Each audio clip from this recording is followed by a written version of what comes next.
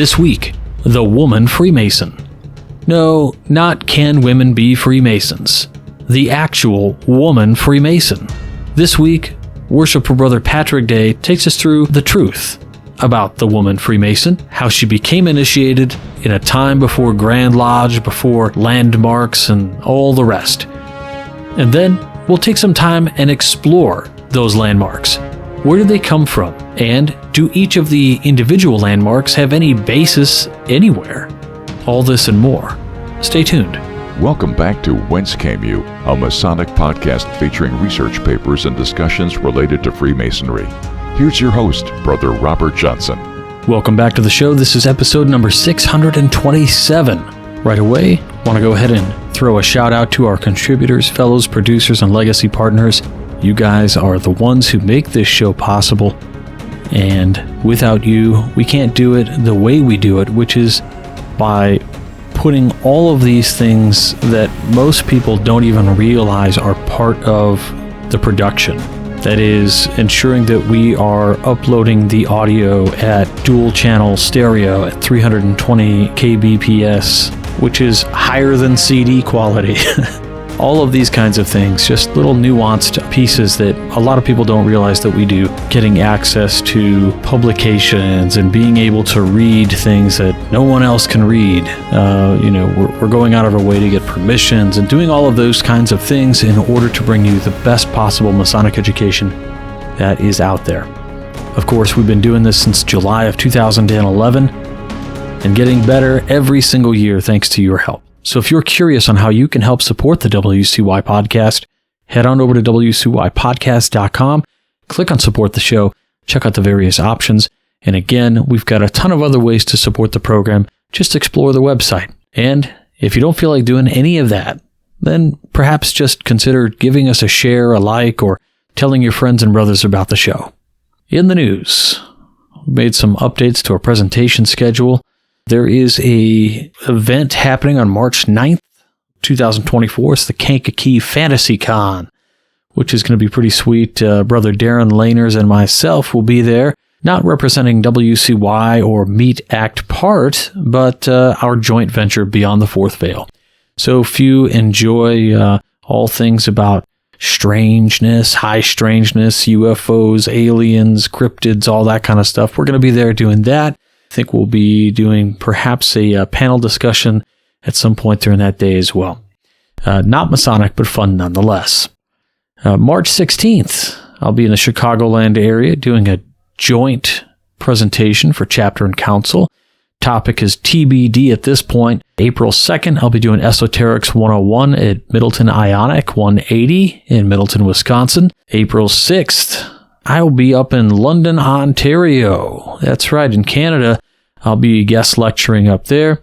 That's going to be kind of an all-day event, and I really can't wait to spend some time with brothers from the north. April 13th, I'll be doing The Lost Word, the Tetragrammaton, out at Richmond Randolph Lodge 19 in Richmond, Virginia. April's really busy. We've got I'll be doing a virtual presentation on the 29th. For Ontario Masons. May 3rd through the 5th. I want to let you guys know about this because I'm not presenting or anything. I'm just going to be there selling merch for Skull and Crown Ltd, raising money for the WCY podcast, and that's going to be out at the Midwest Conference of Masonic Education. This is huge. This is for anyone who is interested in Masonic education, involved in Masonic education on any level, and we really are stressing the idea that Masonic educators need to come together and celebrate what they do, learn from one another, and that's what happens at the Midwest Conference. Now, it's called the Midwest Conference because, well, it was in the Midwest, and it still is, but it's the only one that survived. There were conferences all over the United States for regions, and the Midwest Conference is the only one that's still going strong, and it probably will end up being the national conference on Masonic education at some point, if I had to bet on it. Now, this year it's going to be in Bloomington, Minnesota at the Minnesota Masonic Heritage Center, and it's a 3-day deal, 3rd, 4th, and 5th. Now, the 5th, there's typically not a whole lot to wrap up, but we do get to eat breakfast together, finish up any remaining business we have to do, But it is a great time. And again, we have so many brothers out there involved in education who think, oh, we can't break out and we can't get into the Conference of Grand Masters or this, that, and the other. Well, guess what, guys? That's because that's a conference for Grand Masters. And for the longest time, they've put education at the kids' table. Well, we've got a conference that's arguably bigger than the Grand Masters Conference and offers much more education. And we can take that and we can start grassroots movements. We've seen the tugboat turn in a bathtub in the last few years in terms of education. And post-COVID, I have to say I have witnessed a decline in Grand Lodge's emphasis on Masonic education. And it makes me wonder what we can attribute that to. Is it Grand Lodges seeing that, oh, these guys do their thing online, we don't have to promote them anymore? Is it them doubling down on just membership and trying to get more members rather than fulfill our obligations as Masons to the new members by providing what we said we would provide? I don't know. But all that'll be discussed likely at the Midwest Conference of Masonic Education. So I hope to see you guys there. Out of all of these events, I think that one's the most important. Definitely through May. That's the one to go to if you got to pick something. Well, first up this week, as you heard in the top of the program, we've got a great piece, another Masonic MythBusters from Worshipful Brother Patrick Dey. Now, Worshipful Brother Dey is a listener and sponge of pulling anything Masonic education in, and he is a very smart dude. Well, recently, he had been listening to his favorite Masonic podcasts, as he does. And of course, on that list is the Old Fashioned Masonic Podcast. A great podcast, great host, great dudes. But he recently listened to an episode that had to do with the woman Freemason, that famous woman Freemason who was initiated. And he took some issue with it in that the education that was read on the podcast and then discussed had erroneous information, which led to a discussion that was not the best it could be. And so, not that he had anything poorly to say about the podcast, but rather the education that he read. And so this week, he's going to talk to us about the factual information regarding the woman Freemason.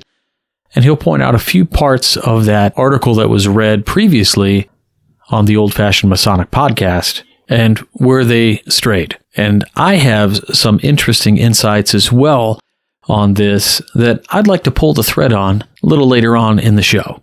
So, without any further ado, let's get into this great new episode of Masonic MythBusters with Worshipful Brother Patrick Dey. In a digital landscape filled with historical inaccuracy, out-of-context quotes on memes and sound bites, there is an epidemic of fraternal occult, mythological, and historical misinformation. It's time to set the record straight.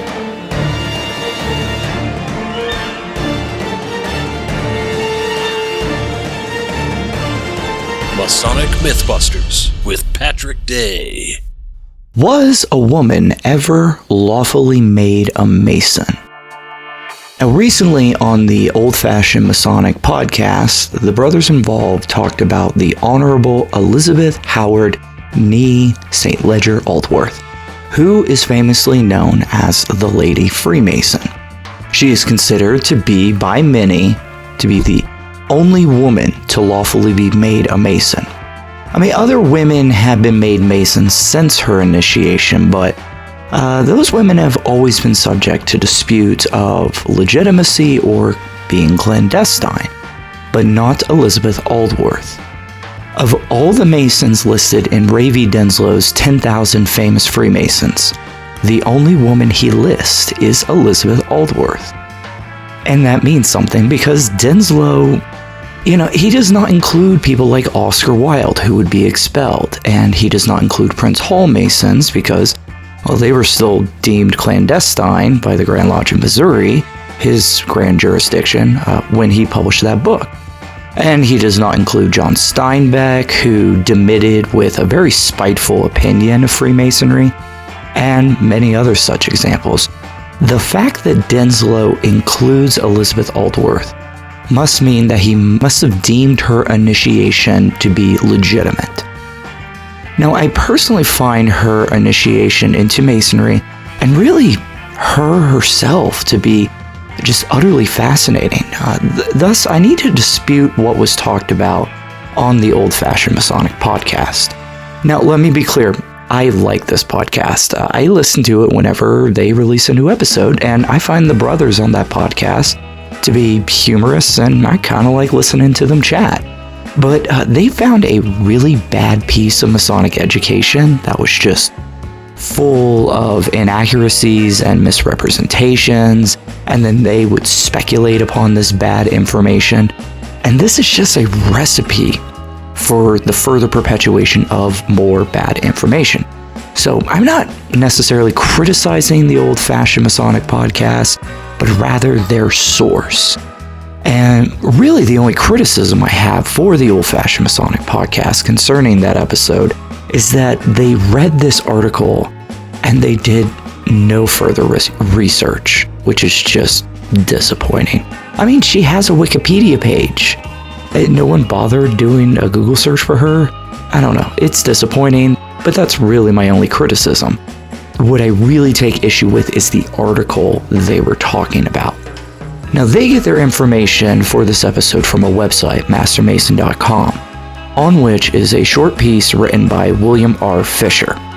This is supposed to be a 5-minute short talk written specifically for this website for really any Master Mason to use for lodge education. Now, note, this is not a short talk bulletin, i.e. those distributed by the Masonic Service Association. And this entire short talk is just loaded with inaccuracies, and this is not the only article out there that is loaded with inaccuracies about the Lady Freemason. So let's set the record straight of who she was and how she became a Freemason. This short talk article states that Elizabeth was initiated in 1735. Nope. In fact, I can't really find any other sources that claim any other date than sometime in the 1710s. We're not totally sure what year she was initiated because those old records are lost. Most of what we know about her comes from testimonies from brothers such as Arundel Hill as well as his sons. Arundel Hill was at her initiation, and his sons would sit and lodge with her after her initiation. Kathleen Aldworth Foster, who is a descendant of the Aldworth family, though she's not a direct descendant of Elizabeth Aldworth. She proposes that Arundel Hill was one of her suitors.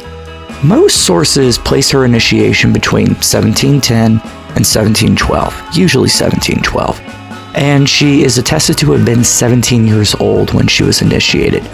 Such would mean that she was born in 1695, but some sources place her initiation in 1710, which would place her date of birth in 1693. Her birthday is more or less always been established based on her age when she was initiated. I believe we're more certain now that she was born in 1695, so it is more universally agreed that she was initiated in 1712. We know she was initiated before she was married to her husband, Richard Aldworth, in 1713. The Honorable Richard Aldworth was also a Mason and is believed to have been present at Elizabeth's initiation. I think the date of circa 1735 appears to come from a misunderstanding of an article on Elizabeth by Edward Conder, who published an essay on Elizabeth as the Lady Freemason in Ars Quota Coronatorum, Volume 8, 1896. Conder states that in a footnote, quote, "We are gravely informed," end quote, that she was born in 1713 and initiated in 1734. However, Elizabeth's marriage bond is dated 1713, so it would be a little weird to be married the year you were born. In fact, seems illegal. And I suppose 1734 is just because that would make Elizabeth 21 years old, the customary time of becoming a Freemason. This appears to be a blunder by whatever source Conder found these erroneous dates from. Note he says gravely informed, indicating that the information is bad. Conder was familiar with the 1811 memoir about Elizabeth Aldworth, published 36 years after her death. Condor appears to get most of his information from this pamphlet and concurs with the 1710 initiation date and the 1693 birth date. Potentially, the 1735 date comes from the year that Doneraile Lodge No. 44 would receive its charter from the Grand Lodge of Ireland. Doneraile Lodge had existed for at least a year or so before Elizabeth's initiation. I think the confusion is that someone cannot imagine anyone being initiated into a lodge without a charter. But mind you that lodges existed before Grand Lodges existed because, well, lodges would form Grand Lodges. Doneraile Lodge certainly existed prior to any Grand Lodges ever existing, much less the Grand Lodge of Ireland, which was formed in 1725. However, Doneraile Lodge would not request or receive their official charter until 1735. Presumably, they would be one of those existing lodges that continue to be imposed to the entire concept of Grand Lodges. Now, prior to the formation of any Grand Lodge anywhere, lodges were basically their own sovereign jurisdictions. They had mutual relations with other lodges, certainly, but they governed themselves. There was no, constitutions or anything. It would be presumed that in 1712, Masonry was still regarded as just like a gentleman's society, but nowhere was it really explicitly stated that no women were allowed. Looking at one of the oldest Masonic catechisms, the Edinburgh Register House manuscript of 1696, in which there's just no mention of women or prohibition of women. I also don't see any explicit prohibitions on women in Samuel Pritchard's Masonry Dissected 1730. So Doneraile Lodge likely had the sovereign authority to decide for themselves if they would permit a woman to be initiated. Now back to the Short Talk article, which would state that Elizabeth was the sister of Lord Arthur St. Leger, first Viscount of Doneraile. Nope. She was his daughter, his youngest child and only surviving daughter. He had 3 sons. Kathleen Aldworth Foster suggests that there was another daughter, but she died in childhood. I will revisit Foster's information later. Anyway, here we are, 2 sentences into this short talk, and we already have 2 or 3 just absolutely blatant errors. So we're off to a great start. Next, this short talk states that Elizabeth was deliberately hiding in the storage room adjacent to the lodge room, which was in Doneraile Court, her home. Also no. I've also heard that she was in a closet, she was in the rafters. Nope, there's no rafters in that room. No, she was in the library. Now, archaeological efforts have been made to understand the changes to the house over the decades. From testimonies to records of the Doneraile estate, it has been assessed that the western portion of the ground floor was a large hall, likely originally a library and drawing room. However, by 1710, the hall began to be used for lodge meetings, and thus the construction of a wall dividing the room into the lodge room and the library was undertaken. The 1811 memoir states that there was an archway being built into this wall to connect the lodge room to the library, so the wall may have already been existing, and an opening between them was being made. Whatever the case, the wall had construction being done on it, which meant there were loose bricks that would allow a curious little girl to peer into the lodge room. The night that Elizabeth was initiated, she had fallen asleep in the library while reading. Then night fell, and Mason showed up for a meeting.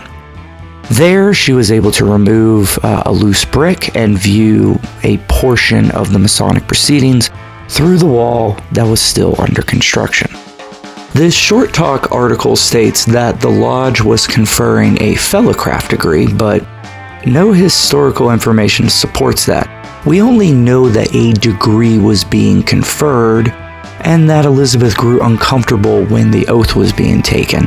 presumably the penalties of violating a Masonic obligation, and that just made her feel uncomfortable, and thus she tried to sneak out of the library. Now, according to the 1811 memoir, the only way out of the library was through the lodge room, so while the Masons were holding their meeting, she tried to sneak through the lodge room to get out when she was caught. However, research into the changes to the house showed that the library had a separate door that led out into the foyer, a separate door from the lodge room.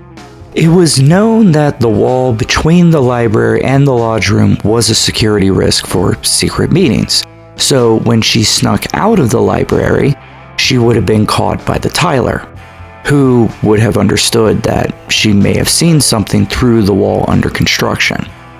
Now, following the 1811 memoir, just as she was about to escape the lodge room, she began to pull the door open when she was caught by the tiler, who also was the butler of Doneraile Court, William Simon, who's holding this big Tyler sword.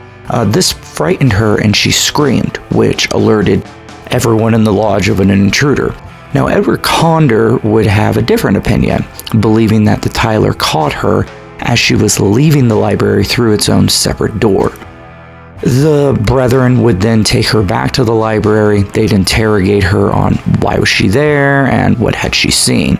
Then she was left there with another brother or two while the rest of the men returned to the lodge to deliberate on what to do, in which they decided, if she agreed, to initiate her. An extract from the 1811 memoir, the following was written, quote, "It must be fully understood that although she was perfectly aware that her father's lodge was held at the house, she had no idea on entering the library that on that evening a meeting was about to be held in the adjoining room." End quote. It does not appear by any testimonies or accounts that her spying on a Masonic meeting was premeditated or malicious. She was simply a young woman who fell asleep in the library while reading. Then she awoke when she heard unusual things in the adjacent room, and since she could easily remove a brick from the wall under construction, she did so and just started watching. Now, I have read and heard variations of this tale in which it has been asserted that she did it deliberately, that she was trying to use it as blackmail in order to make them make her a Mason, etc. The fact that no Masons who knew her or were at her initiation speak of anything nefarious about her, and that she has always been held in high regard by Irish Masons since her time, is really indicative that she had no malintent. In fact, the assertions that she had ill intentions spring up decades after her death. Furthermore, when the Grand Lodge of Ireland was formed, no one ever protested her membership or disputed the validity of her lawful initiation, and that says something too. Further, it does not appear that any of the Masons there considered death for her intrusion. From that same 1811 memoir, the following is given, quote, "Having acquainted Miss St. Ledger with the great responsibility she had unwittingly taken upon herself, pointed out that only one course was open to them. The fair culprit, with a high sense of honor, at once consented to pass through the impressive ceremonials she had already in part witnessed." End quote. Only one course was open to them, which was initiation. Apparently, death was not even considered.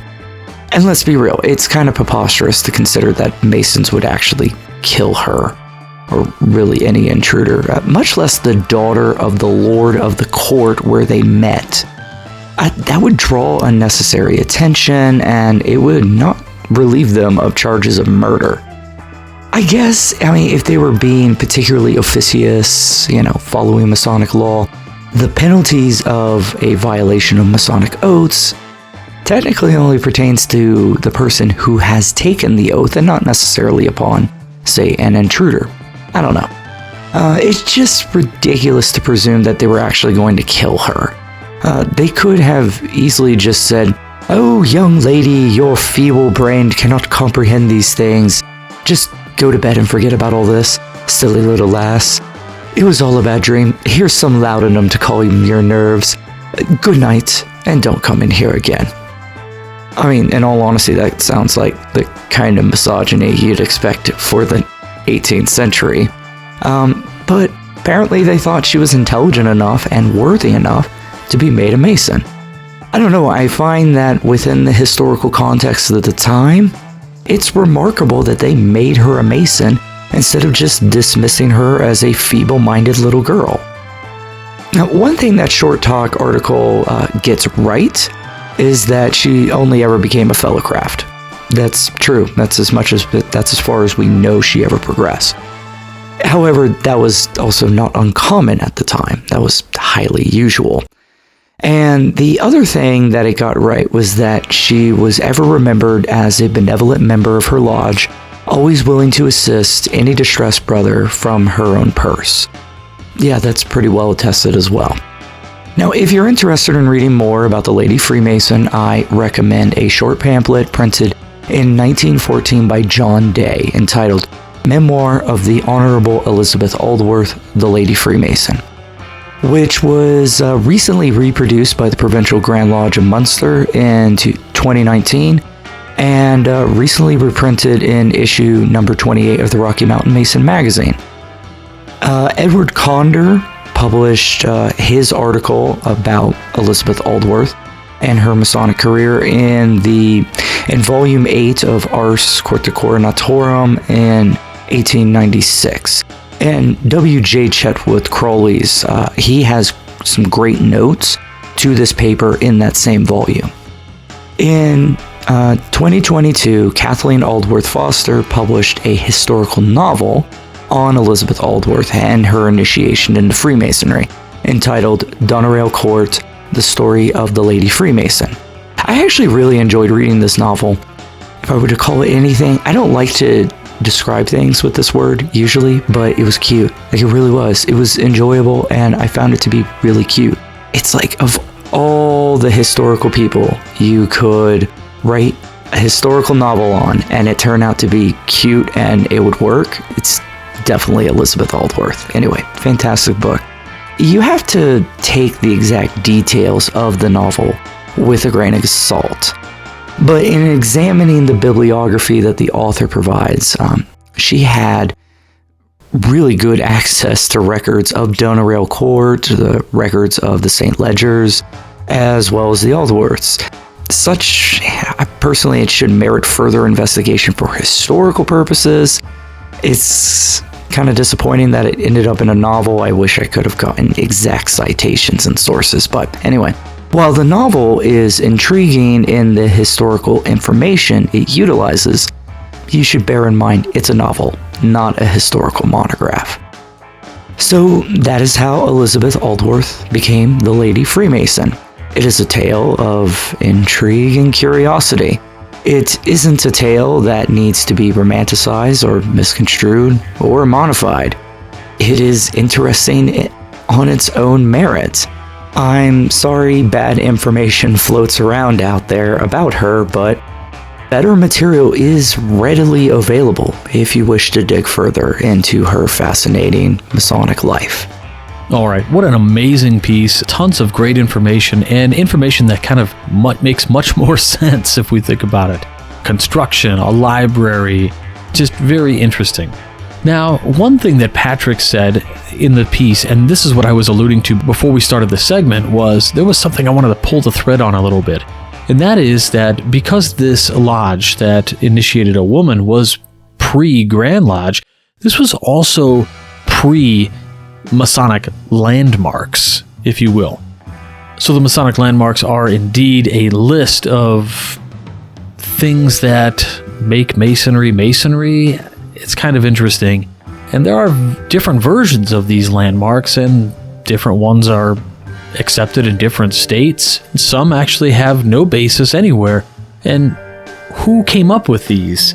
Well, largely the first person to sort of organize them is really Mackey. And that's not so old, is it? And so let's not confuse the ancient charges with Masonic landmarks. These are two different things. but hardly either of them are ancient. Now, the Masonic landmarks in and of themselves are pretty interesting, and I'll read you a little bit about them and perhaps have some commentary on some of them. But what I'm really curious about here is that these Masonic landmarks, having not existed, did not prohibit this lodge from initiating a woman. In fact, there was no such rule. So where do those rules come from? Well, let's take a look at the Masonic landmarks. For instance, Masonic landmarks are a set of principles that Freemasons claim to be ancient and unchangeable. They issue regularity of Masonic lodges, Grand Lodges, Grand Orients, and they're really judged in context of the landmarks. And because each Grand Lodge is self-governing with no single body exercising authority over the whole of Freemasonry, the interpretations of these principles can and do vary, leading to controversies of recognition. So different Masonic jurisdictions have different landmarks. Now, their origins, according to Percy Jantz, who's the Masonic term landmark has biblical origins. He cites the book of Proverbs 22:28. Remove not the ancient landmark which thy fathers have set, referring to stone pillars set to mark boundaries of land.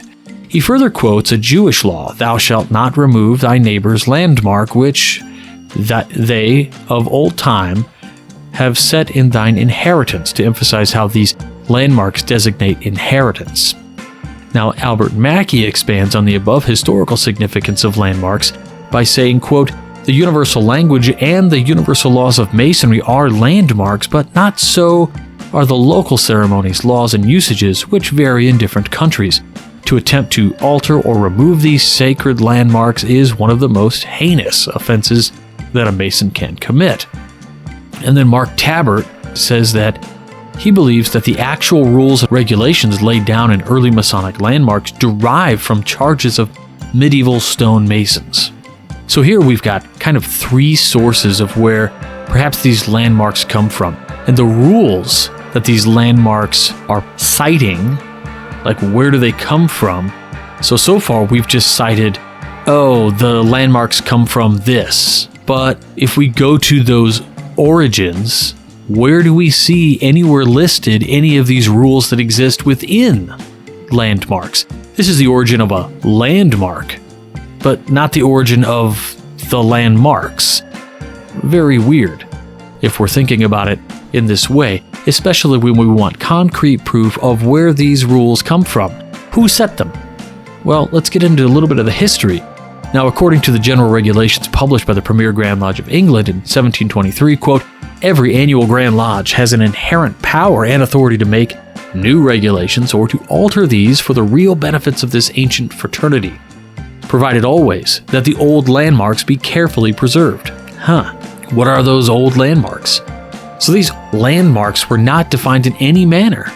In 1844, George Oliver writes that some jurisdictions restrict the definition of a Masonic landmark to be only the signs, tokens, and words, while others include ceremonies of initiation, passing, raising of a candidate. Some also include the ornaments, furniture, jewels of a lodge, or their characteristic symbols. Now, in 1863, Oliver published the Freemasonry's Treasury, in which he listed 40 different landmarks, and then Mackey expounded on both of these lists and remarked that the safest method of defining the landmarks is, quote, those ancient and therefore universal customs of the order which either gradually grew into operation as rules of action or, if at once enacted by any competent authority, were enacted at a period so remote that no account of their origin is to be found in the records of history, end quote. Now, this is somewhat, interesting just on the fact that you've left a real opening here for there to never be any record of anything except hearsay, which is awfully damn convenient, if I do say so. Really, what Mackey seems to be saying here is that, sure, there are rules that we must abide by because they have been the rule. Yeesh. So much for a progressive society. Or sometimes we have to add to the rules by the authority given to the Grand Master. Okay, that's innovation, something we're not supposed to do. And then, of course, there is that we have to abide by rules that were enacted in a period so remote that no account of their origin is to be found. Real convenient. But let's get into these 25 landmarks. So there are 25 from Mackey. Okay, so the first is fraternal modes of recognition, and I'll just go through the list. Okay, so fraternal modes of recognition. The division of Masonry into 3 symbolic degrees.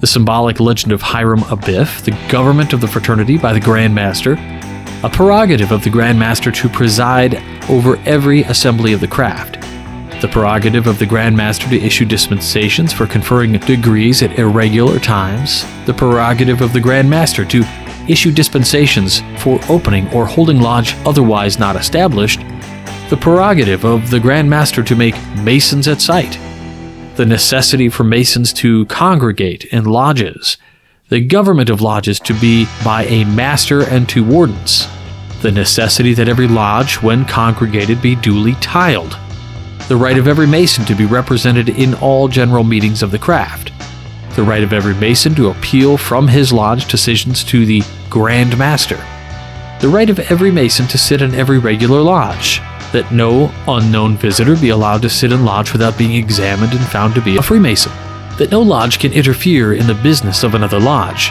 that every Freemason be amenable to the laws and regulations of the jurisdiction in which he resides, that candidates for Freemasonry be required to meet certain qualifications, namely, being a man of mature age, not a cripple, and freeborn, that a belief in the existence of God be a requirement for membership, that belief in a resurrection to a future life be a requirement for membership, that a book of the law shall constitute an indispensable part of the furniture of every lodge, the equality of Masons, the secrecy of the institution, the foundation of a speculative science upon an operative art, and the symbolic use and explanation of the terms of that art for purposes of moral teaching, that none of these landmarks can be changed. Yeesh. So if you agree to these, then that last one kind of locks them all in stone. But which of these 25 landmarks falls under what category of the landmarks? Meaning, are these so ancient? Does a particular landmark represent one that has been in existence since time immemorial that we have no evidence for, so we just accept it? Which one is a practice we've been doing so long that we just take it? Which one is a practice that was an innovation put forth by a particular Grand Master at some point, or a group of Grand Masters? We don't know where these come from. There's no actual citation or anything that Mackey gives us to know where these rules even come from, other than kind of just a objective how Masons do it globally at the time he wrote this, and to what he was privy to knowing of those jurisdictions and lodges. So if we go on, Roscoe Pound puts his together, and he lists just 7 of them. And he says belief in a supreme being, belief in immortality, that a book of sacred law is an indispensable part of the furniture or furnishings of the lodge, the legend of the 3rd degree, secrecy, symbolism of operative Masonry, and that a Mason must be a man freeborn and of lawful age. If we're to accept that Masonry is based on an operative guild, then it is interesting to note that a Mason would have put his hand on the guild bylaws to take an obligation, not necessarily a book of sacred law, probably just a book of bylaws. Belief in a supreme being, and the immortality, those are interesting in and of themselves. I think the belief in a supreme being is much more progressive than what Mackey puts forward, as well as the belief in immortality being way more progressive than a belief in the fact that you come back in some sort of future life, like as a resurrection, just due to the connotation of resurrection and Abrahamic faiths. Now, then you have the modern interpretations, and so what I'm about to read to you has zero authority to govern these at all. But in the last century, several American Grand Lodges attempted to enumerate the landmarks ranging from West Virginia and New Jersey to Nevada and Kentucky, and in the 1950s, the Commission on Information for Recognition of the Conference of Grand Masters of Masons in North America upheld just 3 ancient landmarks. and that is monotheism, an unalterable and continuing belief in God. That's interesting that it's monotheism. It's sort of a regression from a belief in a supreme being to a singular God. Number 2 is the volume of sacred law, an essential part of the furniture of the lodge. And number 3, prohibition of the discussion of religion and politics within the lodge. No mention of women or anything else. So, where do we get these things? And moreover, I want to focus on Mackey's 25 landmarks, number 18, that the candidates of Masonry be required to meet certain qualifications, namely being a man of mature age, not a cripple and freeborn. Where does this come from? And so if we are to take that stance and compare it to something that was done earlier by this lodge in making a woman a Mason, did they break this landmark? Well, according to this lodge who did this before Mackey wrote these, then I guess they didn't break any rules. But then again, Mackey says that these are ancient in origin, so it had to have existed prior to the time of initiating this woman. But if that's true, where is that given? And I'm sorry, but in today's world, we have to have evidence. We can't just say at once enacted by any competent authority or were enacted at a period so remote that no account of their origin is to be found in the records of history. That doesn't work. That's erroneous. You can't just say that. There has to be evidence. And if there isn't, then you have to say that. Not that it's wrong, but you have to admit this, that there is no evidence for this, and that he came up with this language based on the practices of the organization at the time he wrote this, and that it was the flavor of the day. So if we look at some of these items, for instance, Tabbert cites stonemasonry. Well, stonemasonry or stonecraft, this is the creation of buildings, structures, and sculptures using stones as the primary material. There are many different disciplines. When we're talking about actual classical stonemasonry, things like rubble masonry, dry stone, cyclopean masonry, ashlar masonry, we're talking about the buildings of ancient structures and churches and temples and just anything you could think of. So we have to say, in those systems, what were the candidates for stonemasonry's qualifications? Did it say you had to be a man of mature age, not a cripple and freeborn? Well, women were admitted to membership in the majority of medieval craft guilds, even stonemasonry. Feel free to look up Sabina von Steinbeck. Now, so I'm not sure that anything exists within the rules of a stonemason that say a woman can't be a mason. I'm not sure that stands up. But what about Proverbs, the book of Proverbs, this biblical text? Well, aside from the Duke of Sussex removing all religious dogma prior to Mackey's landmarks, it doesn't do well to quote something like Proverbs. However, if we do want to look at that, really, there are several portions of Proverbs that deal with women.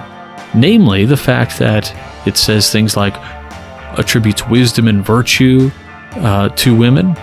It says the worthy wife, this is the book that contains well-known passages known as the Proverbs 31 women that describes the characteristics of an ideal wife or woman of noble character. It talks about them in terms of speech and conduct, of beauty and modesty in domestic and family life. Some specific examples, if you're looking for those, we can say that Proverbs 11:16, a gracious woman retains honor, but ruthless men retain riches. 12:4, an excellent wife is the crown of her husband, but she who brings shame is like rottenness in the bones. 14:1, the wise woman builds her house, but with her own hands the foolish one tears her down.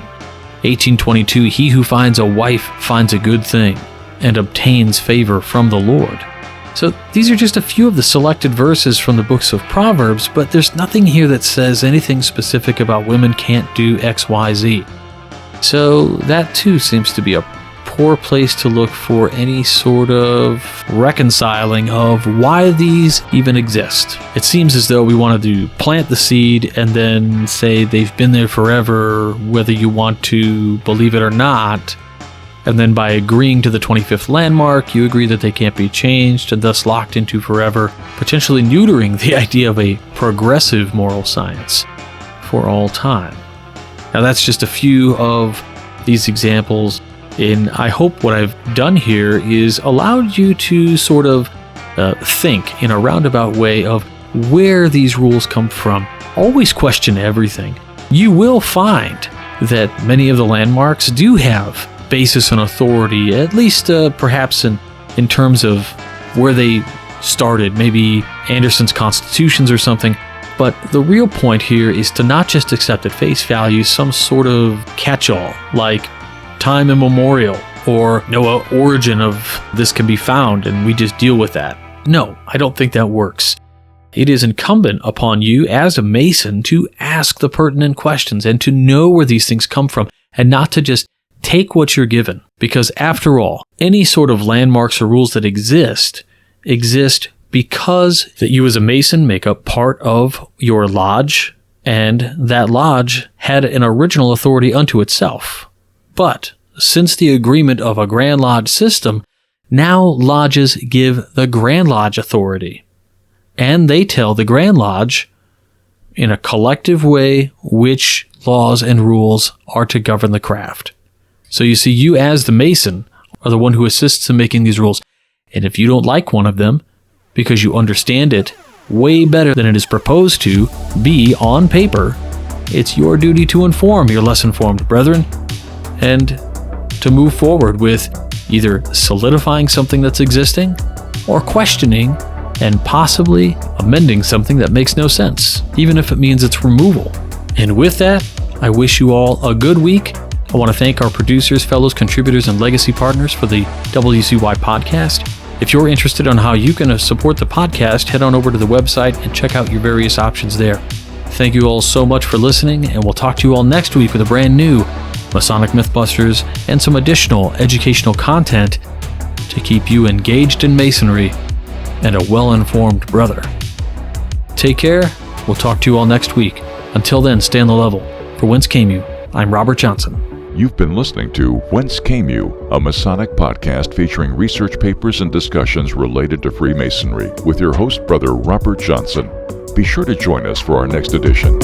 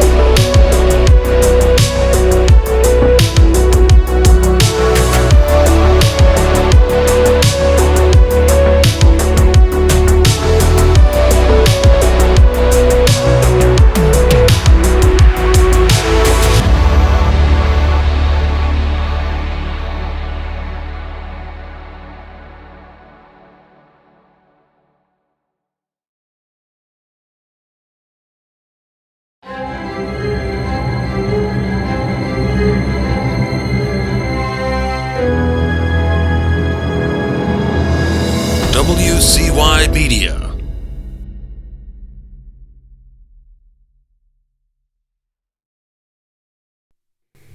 This is Eavesdropper.